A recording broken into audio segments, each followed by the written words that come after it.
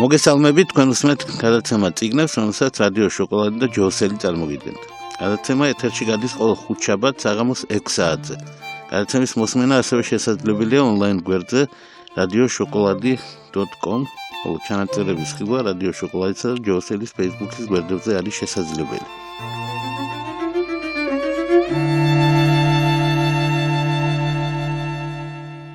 დღეს ჩვენ ვისაუბრებთ იმ უცნაურ მოვლენაზე, რომელმაც შეძლო 50-იანი წლების საქართველოს, ეს არის ვაჟა-ფშაველას, სტალინის, კანდიდ ჩარკვიანისა და გერონტი ქიქოძის ისტორია, ქართული საზოგადოების ერთ-ერთი განსაკუთრებული მომენტი, მოსახვევი, როდესაც საქართველოს მოუწია იმის აღიარება, რომ ბელადის გემოვნება გადამწყვეტია ბევრ საკითხში, განსაკუთრებით ისეთ საკითხში, როდესაც ვაჟა-ფშაველას შეეხო საქმე.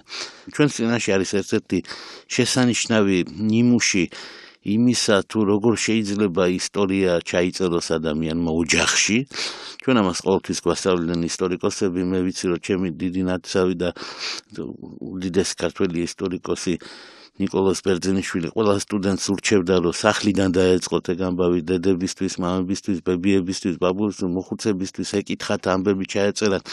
სამწუხაროდ ბევრმა ამით არ ისარგებლა, მაგრამ აი ჩვენ ნახეთ მაგალითი, როდესაც ასეთი რამით ისარგებლეს და ჩარკვიანების გვარში, რომელმაც წარმოშვა ყველაფერი, ასე ვთქვათ, ელჩიდან მეფემდე და პირველი მდივნიდან, ასე ვთქვათ, აბსოლუტურად საზოგადოებისთვის მისაღები და სამაგალითო კანდიდ ჩარკვიანიდან ანდერგრაუნდამდე და რეაქტიულ პოეზიამდე და სრულიად სხვანაირ ირაკლი ჩარკვიანამდე. მოკლედ აი ამ ოჯახში მოხდა ასეთი ჩანაწერი, შვილი ეკითხება მამას და იგი პატიოსნად პასუხობს თუ რა და როგორ იყო. საზოგადოებამ რა იცოდა? საზოგადოებამ იცოდა, რომ მოულოდნელად ისე რომ არავინ ამას რა თქმა უნდა არ ელოდებოდა. იმ მომენტში, როდესაც ყველამ იცოდა, რომ ვაჟა-ფშაველა არის დიდი და გენიალური, უცებ კანდიდ ჩარკვიანმა ამხილა ვაჟა-ფშაველა როგორც ჩამორჩენილი, გაუნათლებელი კაცი, რომელიც ვერ დაეწია ეპოქას, კაცი, რომელიც ვერ გაერკვა სოციალურ საკითხებში, კაცი, რომლის ლექსები სულ უფრო და უფრო უარესი ხდებოდა და კაცი, რომელიც კი არის კარგი, მაგრამ დიდი არაფერი არ არის. ამა რა თქმა უნდა ღრმად შოკში ჩააგდო მთელი საქართველო, ვინაიდან ყველა მიხვდა იმას, რაც მისახვედრი იყო, რომ კანდიდ ჩარკვიანი ამას არ იტყოდა არავითარ შემთხვევაში თავისი საკუთარი ნებით. მიუხედავად იმისა, რომ ყველა ხვდებოდა ვისი აზრები გაახმოვანა კანდიდ ჩარკვიანმა, ისტორიამ ბრალი დასდო სწორედ მას და რამდენი საუკუნეც უნდა გავიდეს და რა ტიპის ადვოკატებიც უნდა გაუჩნდეს, მას არაფერი არ ეშველებათ. მე სწორედ არ ვარ განწყობილი, რომ კანდიდ ჩარკვიანს ავკიდოთ ყველა ცოდვა, რა თქმა უნდა არა. უბრალოდ ეს იყო ასეთი სისტემა, რომელშიც თურმე, როგორც ირკვევა შვილთან მის კულტსფელ საუბარში, ამხანაგმა სტალინმა კითხა ამხანაგ კანდიდს, როგორ ხარ, რა შვები, რას კითხულობდა, ამან პატიოსნად უთხრა, რომ ვაჟა-ფშაველას გირჩეთ. ბელადი ამ დროს გაგრაში იმყოფებოდა. ვაჟა-ფშაველაზე სტალინმა ისე ილაპარაკა და სტალინმა ბევრი ლექსი იცოდა, ზეპირად, საერთოდ სტალინი ლიტერატურაში ჩახედილი კაცი იყო. ძველი წყენა ახსოვდა ვაჟა-ფშაველასგან, ვიცით, რომ ივერიის რედაქციაში პანჩური ამოარტყა და მარქსიზმ-ლენინიზმის გამო და არ გამოადგება ეგ საქართველოს უთხრა, მაგრამ იმის შემდეგ კანდიდმა რომ უთხრა, რომ ვაჟა გენიოსია, ის თითქოს დაეთანხმა და სტალინმა თხოვა გამომიგზავნე ვაჟა-ფშაველა და გაუგზავნა ვაჟა-ფშაველას 4 ტომი, რომელსაც ახლავს გერონტი ქიქოძის წინასიტყვაობა. და როგორც გაირკვა, ამ გაგზავნით დაღუპა ვაჟა-ფშაველაც გერონტი ქიქოძეს და ასთავარია საკუთარი თავის დაიღუპა, იმიტომ რომ ამხანაგმა სტალინმა რამდენიმე ხნის შემდეგ უპასუხა, რომ აი თქვენ ამბობთ, რომ ვაჟა-ფშაველა არის გენიოსი და გული უნდა გაგიტეხოთ, არანაირი გენიოსი ის არ არის, ეს რა თქმა უნდა ნიჭიერი კაცია, მაგრამ არის ჩამორჩენილი ყველა ნაწილში, განსაკუთრებით იდეოლოგია, არის კარჩაკეტილი, აღწერს რაღაცა ხევსურების და ქისტების ბრძოლას, რაც აბსოლუტურად ისე კლასთა ბრძოლის და დიადი ამბების ფონზე ბელადს მოეჩვენა ძალიან, ასე ვთქვათ, უსახურად და არაფრის მთქმელად და რაც თავარია, როგორ ჩანს ამხანაგ სტალინს უკვე გაუჭირდა ვაჟა-ფშაველას ენის აღქმა და თქვა რომ ეს რა არის, ეს რა უბედურება, რა ენაა. ამას ყველაფერს რა თქმა უნდა ამხანაგი სტალინი ამბობს რუსულ ენაზე, როგორ შეიძლება და რა თქმა უნდა ილია და აკაკი იბრძოდნენ და გოგებაშვილი სალიტერატურო ენისთვის. ამ დროს ვაჟა-ფშაველას ენობრივი პოლიტიკა არის მიუღებელი, აკაკი მასთან რა თქმა უნდა მართალი იყო, თქვა ამხანაგმა ბელადმა და ეს ყველაფერი კანდი ჩარკვიანმა გაიგო როგორც პირდაპირი ბრძანება. იმიტომ რომ კანდი ჩარკვიანი გამოცდილი კაცი იყო. რა თქმა უნდა ის არ ჩაეკითხებოდა ამხანაგ სტალინს, რომ ამხანაგ სტალინმა ასე უნდა ვთქვა თუ არა. ის მიხვდა ძალიან კარგად, მიხვდა რომ ბოლოს და ბოლოს ეს გენია უნდა ჩამოქვეითდეს. გაუგებარი არის საერთოდ სტალინის დამოკიდებულება ვაჟა-ფშაველასადმი, იმიტომ რომ სტალინის გარეშე 1935 წელს ვინ გაბედავდა ამხანაგ ვაჟა-ფშაველას მთაწმინდაზე დასვენებას, სწორედ მაშინ როცა სტალინი თბილისში იმყოფებოდა. როდესაც მან მოინახულა თავისი მოხუცი დედა, ეს სხვა შორის უკანასკნელი ჩამოსვლა იყო სტალინისა და უკანასკნელი შეხვედრა იყო დედასთან, როდესაც ერთი წლის შემდეგ დედა გარდაიცვალა, სტალინი არ ჩამოსულა, მაგრამ ვაჟა-ფშაველას სწორედ მაშინ გადაასვენეს.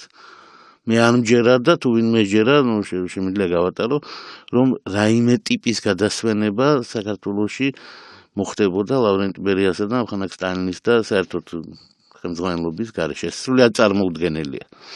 თუ ვინმე ასე ფიქრობს, როგორც ჩანს, ან საბჭოთა კავშირი არის, ან ამხანაგი სტალინი და სხვა. გასაგებია, რომ მას ჰქონდა მაღალი აზრი. მერე ეს აზრი, ესე იგი, მკვეთრად შეიცვალა. ეს აზრი მკვეთრად შეიცვალა მოხუცმა სტალინმა. ახალგაზრდა სტალინი იყო აღფრთოვანებული როგორც ვაჟა-ფშაველათი, ისე ყაზბეგით. მაგრამ შემდეგ, როდესაც იგი მსოფლიოს მბრძანებელი გახდა, როდესაც მან, როგორც საბჭოთა ხალხები ამბობენ, მოიგო ომი, როცა ის გახდა გენერალისიმუსი, როდესაც მან თავისი მისამართით გაიგონა ის სიტყვები, რაც მის მიმართ თქვეს ინგლისელებმა, ფრანგებმა და უზარმაზარი, ასე ვთქვათ, შეფასებები მიიღო მთელი მსოფლიოდან, როგორც ჩანს, თავისი გენით დამძიმებულმა გადახედა ქართველების საკითხს. ეს ის პერიოდია, როდესაც ამხანაგი სტალინი იწყებს ახალ პატრიოტიზმს. როდესაც კვლავ შეუყვარდა ილია ჭავჭავაძე განსაკუთრებით, როდესაც ფიქრობს ქართულ მიწებზე, რომელიც არის დაპყრობილი თურქეთის მიერ.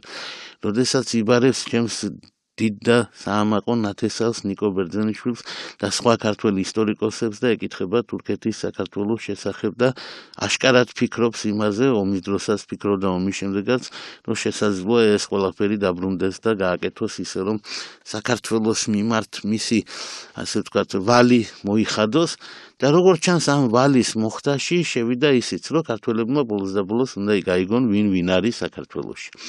და მისი ამჟამინდელი ხაზი არის, რომ ილია და აკაკი არიან და ვაჟა არ არის.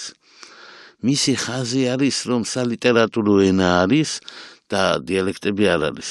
მისი ხაზი არის, რომ ვაჟა-ფშაველა ვერ ავიდა სიმაღლეზე და აქვე მან გამოთქვა გაკვირვება.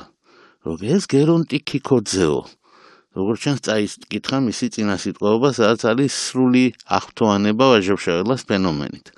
ეს გერონტი ქიქოძე, ის გერონტი ქიქოძე არ არისო, მე რო ვიციო, ჩვენ რო ერთად ვმუშაობდითო და ესო მარქსისტიაო. ხლა რა იგულისხმება? ამხანაგ სტალინის ჰქონდა საშინლად კარგი მეხსიერება. რა თქმა უნდა, იგულისხმება, რომ გერონტი ქიქოძეს საშინელი სიტყვები აქვს ნათქვამი ამხანაგ ვაჟა-ფშაველაზე, ჯერ კიდე ვაჟა-ფშაველა სიცოცხლეში და გარდაცვალებიდან მაშინვე. სწორედ გერონტი ქიქოძეს ეკუთვნის ურთიერთგამომრიცხავი აზრები ვაჟა-ფშაველას შესახებ. ერთის მხრივ, რომ ვაჟა ეს არის ის, რაც არის, ანუ სრულიად ცალკე მდგომი, აბსოლუტური გენია, რომელსაც არ ჭირდება არანაირი იზმი, რომელიც ვერ ეტევა ვერც სიმბოლიზმში, ვერც ვერანაირ მოძღვრებაში, რომელიც სრულიად გამორჩეული არის ქართულ ლიტერატურაში, არავის არ აგრძელებს, არავის არ აფუძნებს და არის მარგალიტი ობოლი. ეს არის პათოსი იმ წერილისა, რომელიც უძღვის ოთხტომელს. მაგრამ ამავე დროს ეს იგივე კაცი არის გერონტი ქიქოძე, რომელმაც დაწერა ბუკვალურად შემდეგი 15 წელს და ეს ამხანაგ სტალინის ახსოვდა. ეს გაახსენა, როდესაც ითხოვდა ამჟამად, ესე იგი, ამოთხრას და შეიძლება ამას მართლა მოყოლოდა მთაწმინდიდან გაძევებაც არ ვიცი ახლა რა მიზანი რა იყო არ ვიცი ამ შეტევის ბოლოს რა მოხდებოდა ფაქტი იყო რომ ვაჟებ-შაველა ძალიან დაკნინდა მაგის მერე და თაობები აღმოჩნდა საჭირო რომ ხელახლა იმ ადგილას მისულიყო რაც ახლა არის ეხლა ვაჟებ-შაველა თავის ადგილზე არის ასე ვთქვათ ის კი არა მის უკან დაბრუნების დროს ცოტა გადააჭარბა კიდევაც და ერთ მომენტში რუსთაველს გაასწრო რაც ჩემი აზრით უბრალოდ თვითონ ვაჟებ-შაველაც ამას აღიქვამდა როგორც ძალიან საკმაოდ ბოროტ ხუმრობას აი რა სიტყვებით აცილებდნენ ვაჟებ-შაველას თავის დროზე ქართველი ინტელექტუალები და ეს უპირველეს ყოვლისა ეხება გერონტ კიკოძეს რომლის მსგავსი ინტელექტუალი საქართველოს ისტორიაში არ ყოფილა და ვერავინ ეჭვს ვერ შეინას მის ვერც განათლებაში, ვერც ინტელექტში, ვერც უცხოენების ცოდნაში, ვერც კაცურ კაცობაში, ვერც ქართველობასა და ერთადერთი არის ამხანაგ სტალინმა ამხილა მარქსისტი, თქვენ ვიცოდით რომ მარქსისტი არ იყო, მაგრამ ამხანაგ სტალინსაც დაეჯერება, როგორც ჩანს რაღაც მომენტი ჰქონდა გერონტ კიკოძეს, როდესაც ერთად მუშაობდა. ეს მომენტი არ იქნება შემთხვევითი ამხანაგი სტალინი არ იტყოდა ამას შემთხვევით, თუმცა ჩვენ ვიცით რომ პოლიტიკურად გერონტ კიკოძე სულ სხვა სფეროდან იყო, უფრო იმ ნაწილიდან იყო, რომელიც გაცილებით უფრო პატრიოტულად გამოიყურებოდა, ვიდრე ბოლშევიკები ან მენშევიკები იყვნენ. აი მისი სიტყვები. ვაჟებ-შაველა ჩამორჩენილი ადამიანი იყო. ვერც სემინარიის კურსმა, ვერც უნივერსიტეტის ლექციებმა თანამედროვე სული ვერ ჩაუდგეს, მისი მგრძნობელობა პრიმიტიული დარჩა, მისი ფანტაზია ველური, მისი მორალი საშუალო საუკუნეობრივი. სულ ფორმულებია. და რა თქმა უნდა, ვიღაცა იტყვის, რომ 100-ია, დიახ, სწორია. ოღონდ აქ არის ერთი სერიოზული შენიშვნა. რომ ვაჟებ-შაველა სწორედ ისეთი იყო, როგორც აქ წერია, ოღონდ სიტყვა ჩამორჩენილი ეხება იმას, ვინც ვაჟებ-შაველას ასე ხედავს. დიახ, გერონტ კიკოძე ჩამორჩენილი ადამიანი იყო. მას ეგონა, რომ პროგრესია ესაა ელექტრონი. და პროგრესია ეს არის მარქსიზმი. იმ მომენტში 1915 წელს მერე გაერკვა. იმიტომ ვამბობ, რომ ინტელექტუალია. ეს დრო, ამ ეპოქის გერონტ კიკოძე არის აყოლილი სოციალ-დემოკრატების ნააზრევს და აბსოლუტურად ჩამორჩენილია. ის ვერ მიხვდა, რომ ვაჟებ-შაველას რო აცვია ჩოხა და რო არ აცვია სერთუკი, რო არ უკეთია ჰალსტუხი და რო არ არის ევროპელი, ის ვერ მიხვდა, რომ ეს ვაჟებ-შაველას არჩევანი კი არ არის, ან ვაჟებ-შაველას ჩამორჩენის ან წინსწრების ამბავი არ არის. ესაა ის ევროპა, საიდანაც იწყებს ვაჟებ-შაველა. ეს ის წერტილია, საიდანაც ვაჟებ-შაველა 1000-ჯერ უფრო ევროპა, ვიდრე 700 უცხოენის ცოდნა გერონტ კიკოძე. ოღონდ ამას გაგება, ამას წაკითხვა უნდა. ამას აულდა ქეთელაურის გააზრება უნდა. რა თქმა უნდა, ვაჟებ-შაველას კრიტიკა სულად შესაძლებელია და გერონტ კიკოძემ სამართლიანად გააკრიტიკა ბოლოხანების მისი ლექსები, თქვა რომ ისეთი ძლიერი არ არის და დიახ, ისეთი ძლიერი არ იყო. ვაჟებ-შაველა არ იყო თანაბარი ავტორი, ყველაფერს ერთნაირად გენიალურად ვერ წერდა. ასეთი ავტორები იშვიათია მსოფლიოში.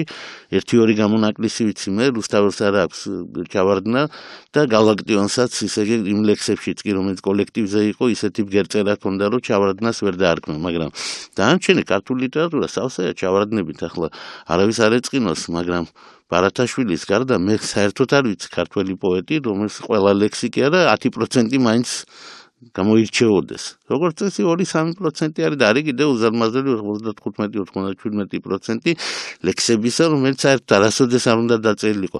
ქართული პოეზიის კომპენდიუმი რო ავიღოთ, იქიდან დაგვრჩება 200 შედევრი და 2 მილიონი იდიოტობა იქნება. ახლა ამ თუნა ამას ლაპარაკი ჩვეულებრივი ამბავია.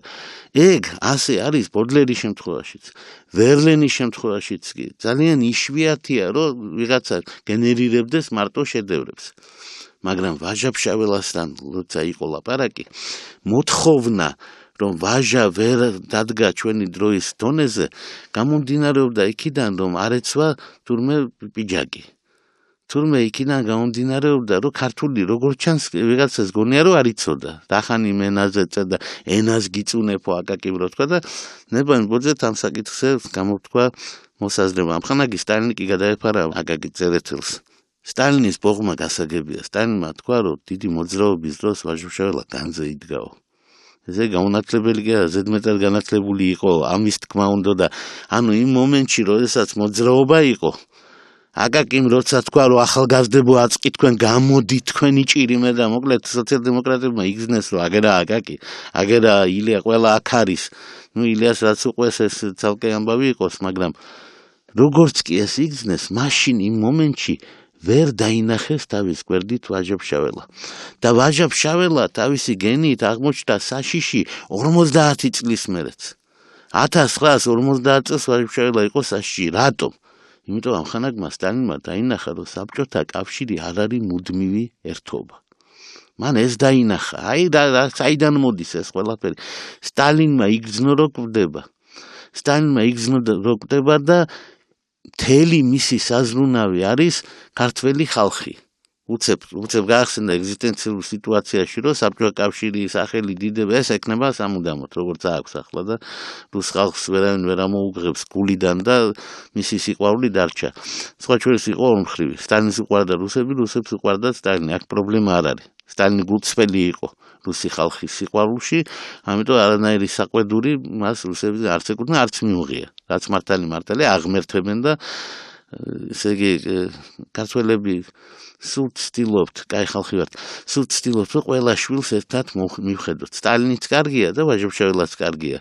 და მე ამასთანავ ისე კრიტიკა შემხვდა, რომ ვაჟა-ფშაველაზე ლაპარაკიდოს, სტალინიც უნდათ მომიხსენიებია და ვაჟა-ფშაველაც დაიცვეს ჩემგან და სტალინის და ეგ როგორ ხდება? სტალინი და ვაჟა-ფშაველა მეგობრები რო არიან. კანდი ჩარკვიანი, სტალინი, ვაჟა-ფშაველა, გენოტიკი კოძე, ყველა მეგობარი არის და მაინდამაინც ჩვენ ვართ მტრები. რა თქმა უნდა, ვერანაირი მეგობრობა ვერ შედგა. სინამდვილეში ვაჟა-ფშაველა სწორედ იმიტომ, რომ იგი აბსოლუტურად დამოუკიდებელი აღმოჩნდა კომუნისტურ იდეოლოგიაზე, ვერც თავიდან, ვერც ბოლოდან ვერაფრით ვერ მიუძღვნენ, ვერ ჩასვეს ვერანაირ, ასე ვთქვათ, ჩარჩოში და ამიტომ იგი კვლავ ისეთივე საშიში იყო, როგორც თავიდანვე. საშიშია, ვაჟა-ფშაველა საშიში ფენომენია. ვაჟა-ფშაველა, ასე ვთქვათ, წარმომქმნელი ფენომენია. ეს არის ის გენია, რომელსაც მუდმივ ნულიდან შეიძლება ხელახლა ააშენოს ქართული ლიტერატურას და ქართული აზროვნებას. ამაშია მისი საიდუმლო. ესა ვაჟა-ფშაველა ისე წერს, ვითომ არ ყოფილა არაფერი. ვითომ ყველაფერი, ვითომ ბირთულმა იარაღმა მოსპო მსოფლიო და ისე ვიწყებს თავიდან. იას უთხარით. და ვაჟა-ფშაველა მოდის თავისი იმ პრობლემებით, რომელიც ითვლება, რომ სტალინმა ჩათვალა, რომ პატარა პრობლემებია. აუდა ქეთელაურის პრობლემა იმისა, რომ არსებობს თუ არა ორი ჭეშმარიტება, მარქსიზმით გაფუჭებულ გონებას მოეჩვენა, რომ ეს ჩამორჩენილია. პირიქით, ვაჟა-ფშაველა არის წინწასული, ამაშია მისი პრობლემა. ქრისტემ თქვა, გიყვარდეს მტერი შენი. ვაჟა-ფშაველამ თქვა, რომ მტერი არ არსებობს. გარკვეული გაგებით, დიახ, მან გაარღვია ის საშინელი ძალა აღმოაჩნდა, იმიტომ როგორ უნდა გიყვარდეს მტერი, შეუძლებელია და მან ეს შეუძლებლობა მოსპო იმით, რომ საერთოდ უარყო მტერი, მტრობა არ არსებობს. ეს რა თქმა უნდა ვაჟა-ფშაველასთვისა. მაგრამ სტალინი ჭკვიანი კაცი იყო. სტალინი მას არასოდეს არ მოიხსენიებდა როგორც ვაჟა-ფშაველას. ჭკვიანი კაცი იყო. ლუკა რაზიკაშვილი ამბობდა. ძალიან კარგად იცოდა, რომ ვაჟა-ფშაველას როცა იტყვი, იმ წუთას მოდის ალუდა ქეთელაური. ლუკა რაზიკაშვილი რო იტყვი, იმ წუთას გახსენდება, რომ ძველი დახეული ჩოხა ქონდა და იმის ფული არ ქონდა, რომ თვალი ემკურნალა და იმის საშუალება არ ქონდა და იმის და ვითომ ეს ვაჟა-ფშაველას პრობლემა იყო. ვაჟა-ფშაველა რომ შეერი მოგვიკვდა, ვითომ ეს მისი პრობლემაა. დამხანაგი სტალინი რომ თემ მსოფლიოს ასე ჭამდა, ეს ვითომ ისე იგი ჩვენი პრობლემა არ არის. მე მინდა ვთქვა, რომ რამდენიც უნდა იყოს ცდელობა და რა მამაშვილურმა სიყვარულმაც უნდა გაამართლოს.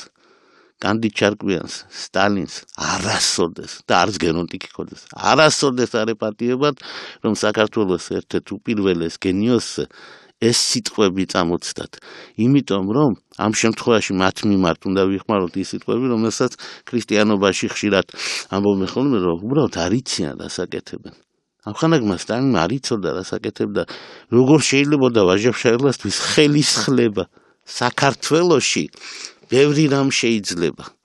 საქართველოში შეიძლება ბარათაშვილის ხელისხლება. შეიძლება უხლიათ ხელი და წარმატებულად ახლეს ხელი. გასაგებია რომ მტერები ყავს და ეყოლება ყოველთვის, იმიტომ რომ გენიოსია და ხელს უშლის, მაგრამ ხელისხლება შეიძლება, იმიტომ რომ ქართული ხალხი გაპატიებს. საქართველოში შეიძლება ხელი ახლო რუსთაველსაც კი, იმიტომ რომ ქართული ხალხი გაპატიებს.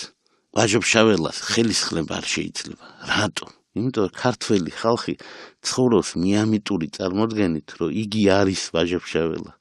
მას მართლა გონია რომ ვაჟაშას არ ქონდა რა თქმა უნდა, მას თეორიული განათლება არ მიუღია.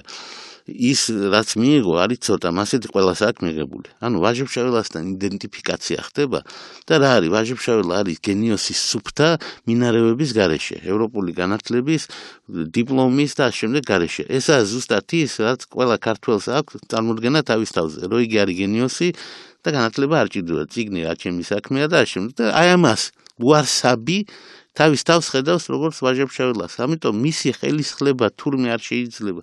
იმიტომ კი არა რომ ქართველები ძალიან სერიოზულად და ღრმად იცნობენ ამ პოეზიას.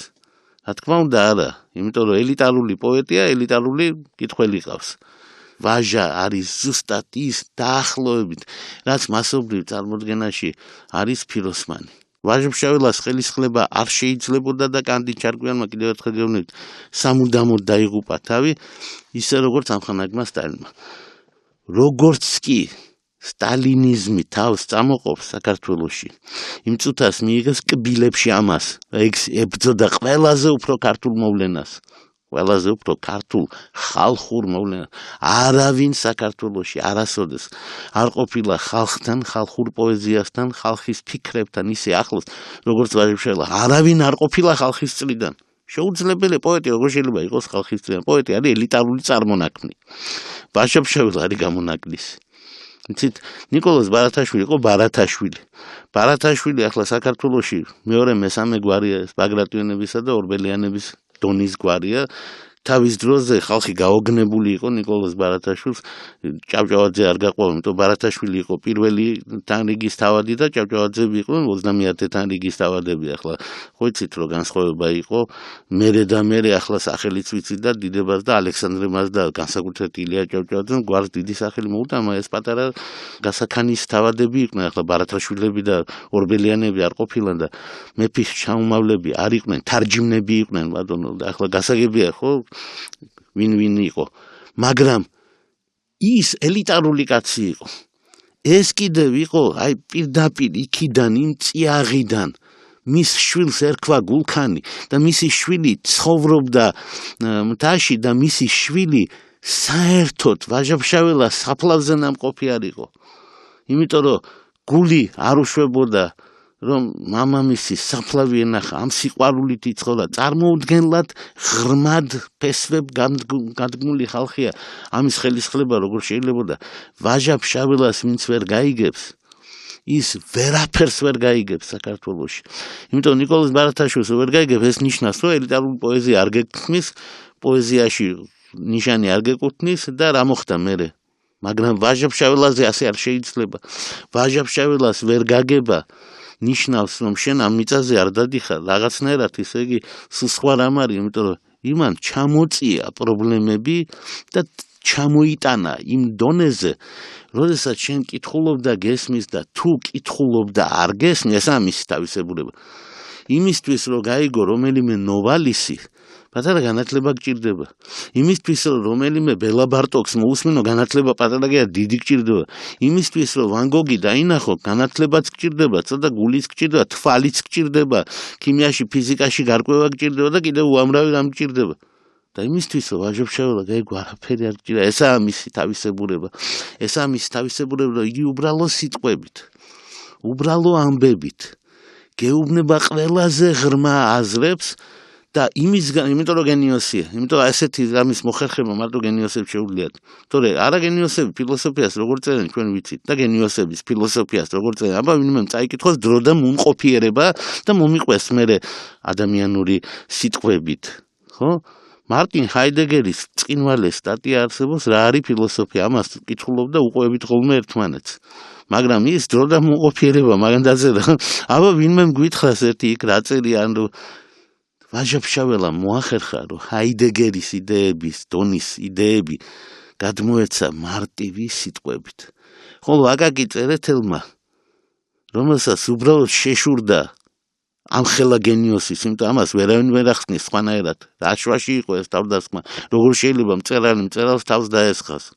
მაშინ რომ ესაც მწერალი მწერლის გვერდით უნდა იდგეს და კრიტიკოსისგან უნდა იცავდეს და ხალხისგან, ვისაც არ ესმის, იმისგან უნდა იცავდეს. ჩვენ ამ თავდასხმას ერთმანეთს ვერასოდეს ვერ გავუგებთ. ვაჟა-ფშაველამ საჯაროდ პასუხი გასცა, რომ ნუ შეგაშინებთ დიდან ბღავილი ხარისაო, მაგრამ ის კი არ უთხრა, რაც საკუთარ ქალიშვილს უთხრა. თვითონო რას ფხაჭნიანო, ჩემზე რა უნდა ილაპარაკონო. ძალიან გული ეტკინა და არ არის გასაკვირი. არ არის გასაკვირი, იმიტომ რომ არსად არ არის გენიაზე ლაპარაკი, სადაც კამათი არ არის. ამიტომ არავინ არ კამათობს ბაშიაჩუკზე, რა არის იქ საკამათო? არაა საკამათო. ბაჩუკი კაი კაცი იყო, საქართველოს კარგი ქვეყანა, საქართველოს გადარჩენას გაუმარჯოს, დაასხით, დავლიეთ და ამ შემდეგ. ეგეთ ნაწარმოებია. ვერაფერს ვერ შეედავები. საერთოდ აკაკი არის მშვენიერი პოეტი, რომელთაც სადაო არაფერი არ არის. აკაკისთან დაკავშირებით კამათი მე არ მინახავს. მის პოეზიასთან დაკავშირებით საკამათო არაფერი არ არის. საკამათო მუდმივად იყო ვაჟა-ფშაველა. საკამათო ქართველი მხატვრებისთვის გახდა ფიროსმანი. იმიტომ რომ არ იყო პროფესიონალიო. მართლა ვან გოგი რანაირი პროფესიონალი იყო, ვინმე ესე იგი მითხრას ამიხსნას, რას ნიშნავს ეს პროფესიონალიზმი. თუ ლაპარაკია დიპლომზე, ნუ არ იყო პროფესიონალი, რა თქმა უნდა. ერთი რამ მინდა კიდევ თქვა, ყველაზე გაუნათლებელი პოეტი იყო ჰომეროსი, რომელსაც არც ერთი წიგნი არ ჰქონდა წაკითხული და რა ამერე. და რა ვაჟა-ფშაველასთან დაკავშირებით ეს რო ითქვა, სხვა შორის წიგნებზე თუ ალაპარაკი, მაგრამ ბოდიში უნდა მოიხადონ, იმიტომ რომ ძალიან სერიოზულად კარგად იცნობდა მსოფლიო ლიტერატურას. ვაჟა-ფშაველას პრობლემა მე მესმის რა არის. ვაჟა-ფშაველამ გააღიზიანა ყველა. მას არ ეცვა როგორც პოეტს. ის არ იქცეოდა როგორც პოეტი. ის არ ცხოვრობდა როგორც პოეტი. ის ტოვებდა ჩვეულებრივი ფშაველი კაცის შთაბეჭდილებას. და ის იყო კიდევაც ჩვეულებრივი ფშაველი კაცი და ერქვა ლუკა რაზიკაშვილი. უბრალოდ ამ ლუკა რაზიკაშვილში რაღაც მომენტში, რომელიღაც საათებში იღვიძებდა ხოლმე ფენომენი, რომელსაც ქვია ვაჟა-ფშაველა. სრულიად აუხსნელი ფენომენი, ჩვენ ვერ ვხსნით, როგორ ჩნდება ესა. ისე როგორც ვერავინ ვერასოდეს ვერ ახსნის ადეიშვილის ქალმა მეუღლისგან, რომელიც ბავშვის დაბადებამდე 2 თვით ადრე გარდაიცვალა, როგორ შვა გალაკტიონ ტაბიძე. რატომ ადეიშვილი, რატო ტაბიძე? იმიტომ რომ დედამის მუდმივად ეგონა რომ გალაკტიონი ამაოცდებოდა და შტერობებს წერდა, ჩამოდი გატუნიასა, ყანას მიხედება, აი ამას ეუბნებოდა, ოქროსავით ქალი იყო, ძალიან ნიჭიერი, ახლა გალაკტიონის ნიჭიერება, რა თქმა უნდა, დედამისიდან მომდინარეობდა. ჩვენ ვიცით იქ დაახლოებით ეს გენია საიდან დაიბადა, მაგრამ ის ვერ ხედავდა. ისე როგორც ზოგიერთ სახარების მიხედვით მარიამი ვერ ხედავდა ქრისტეს. ვინ დაინახა ვაჟა-ფშაველა გულქანის გარდა? საქართველოს ვერ დაუნა ვაჟა-ფშაველა, ერთი კაცი ყავდა საერთოდ საქართველოს ისტორიაში ბარათაშვილის დასანახავადაც, ვაჟა-ფშაველას დასანახავად, ჩვენს გადასარჩენად და სტალინის სამსხვერპლოდაც. იყო ილია ჭავჭავაძე, მეტი ვერავინ ვერაფერს ვერ ხედავდა. აკაკი წერეთელი კი არ იყო ვაჟა-ფშაველასთან მართალი. ვაჟა-ფშაველასთან მართალი იყო ილია ჭავჭავაძე. თუმცა თქვა, ჩვენ ძველებმა კალამი უნდა გადავდოთ. და აქ არით გულისხმობოდა, რომ მე ილიამ უნდა გადავდო. ილიას დიდი ხანია გადადებული ჰქონდა და წერდა მიმოხილვებს, რომელიც საქართველოს ჭირდებოდა. მხატვრულ ლიტერატურას თავი განებდა. ეს აკაკის გასაგონად იყო, რომ მოვიდაო რა, დამთავრდა შენი, მაგრამ ვერ დაარწმუნებ, ვერასოდეს ვერავის, რომ არ უნდა უთხრას საყვედური. ის საყვედური, რომელიც ვაჟა-ფშაველამ აკაკისგან მიიღო, ის საყვედური, რომელიც მან გენონ ტიქიკოძისგან მიიღო, ის საყვედური, რომელიც მან სტალინისგან მიიღო, არაფერია იმ სიყვარულთან, რომელიც მან საქართველოსგან მიიღო. ვაჟა-ფშაველა არის თანამედროვე და მომავლის ავტორი. ეს არ იცოდა სტალინმა. ეს არ ცოდნი 1915 წელს გენონ ტიქიკოძეს, მერე გაუგია 40-იან წლებში. აი მაგის მერე რა მოხდა? თქვენ იცით, ვიღაცამ დააპირა ვაჟა-ფშაველას დაცვა. და შეიქმნა მითი, რომ ერთმა კაცმა, პოეტმა წერათა კავშირის მაშინერმა თავმჯდომარემ სიმონ ჩიქოვანმა ვითომ შეძლო ვაჟა-ფშაველას დაცვას მითია. ვერ დაიცვა სტალინისგან როგორ უნდა დაგეცვა. რო დაეცვა ცოცხალი როგორ იქნებოდა მე ახლა თქვენ როგორ ფიქრობთ. ყველა მიმღერა ეს სიმღერა. ყველამ თქვა რომ ვაჟა-ფშაველა იყო გაუნათლებელი და ვერ ამაღლდა კლასთა ბრძოლის სიმაღლეზე და სხვა და სკოლის პროგრამებში ვაჟას ასე ასწავლიდნენ. როგორც ბნელს, გაუნათლებელს და შემთხვევით ავტორს ქართულ ლიტერატურაში ჩამოლაბორანტებული იყო, ყაზბეგზე ქვემოთ იყო ჩამოყვანილი და ასე შემდეგ. მაგრამ მას ეს არაფრად არ უღირდა. ჩვენ ვართ ხალხი, რომელსაც გვაქვს არჩევანი გასაკეთებელი. ჩვენ უპირველეს ყოვლისა უნდა გავაკეთოთ არჩევანი ილია ჭავჭავაძესა და მის მკვლელებს შორის, ჩვენ უნდა გავაკეთოთ არჩევანი ვაჟა-ფშაველასა და სტალინის შორის. ესე არაფრით არ გამოგვივა არჩევანის გარეშე. ჩვენი გადაცემა რა არჩევანს აკეთებს ვაჟა-ფშაველასა და სტალინს და თუნდაც მის კრიტიკოსებს შორის მე მგონი ძნელი გასახსნელი არ არის. მე მინდა გითხრათ რომ არასოდეს ლიტერატურას არ ქონია მსგავსი პრობლემა. პირველი კაცები ვერასოდეს ვერ ბედავდნენ თავისი ჩამორჩენილობა ასე გაემხილათ. ამხანაგმა სტალინმა თქვა რომ 20,000 წიგნით წაიკითხეო და ლიტერატურაში შეუგნებელი დავრჩიო. ანუ ამხანაგმა სტალინმა 20,000 წიგნით ტყუილად წაიკითხა. ამას მე ყოველთვის ვეუბნები ადამიანებს, რომ წიგნების რაოდენობაზე აქვთ ხოლმე აქცენტი. შეიძლება ბევრი წიგნი წაიკითხო და ვერაფერი ვერ გაიგო. ამხანაგი სტალინი არის მაგის მაგალითი. მან ვერ გაიგო ვაჟა-ფშაველა. აქ პრობლემა სხვა არ არის. ვერ გაიგო, იმიტომ რომ ისეთი გარყვნილი და სულიერებისგან დაცლილი არსებისთვის, როგორც იყო ამხანაგი სტალინი, ვაჟა-ფშაველა ზედმეტი ფუფუნება.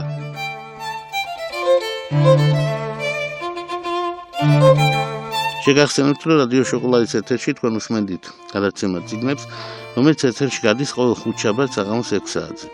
ვისმინეთ ონლაინ მისამართზე radioshokoladi.com გადაცემების ჩანაწერების მოსმენა შოკოლადისა და ჯოსელის Facebook-ის გვერდებზეც არის შესაძლებელი. გამოგვეხმაურეთ, მოგწერეთ Facebook-ის გვერდზე თქვენი კითხვები, რჩევები და სურვილები. გადაცემაზე მუშაობდნენ ავტორი და წამყვანი ლევან ბერძენიშვილი, ჟურნალისტი და პროდიუსერი გიორგი ჭეიშვილი, ხმის რეჟისორი დავით ჩორჟოლაძე.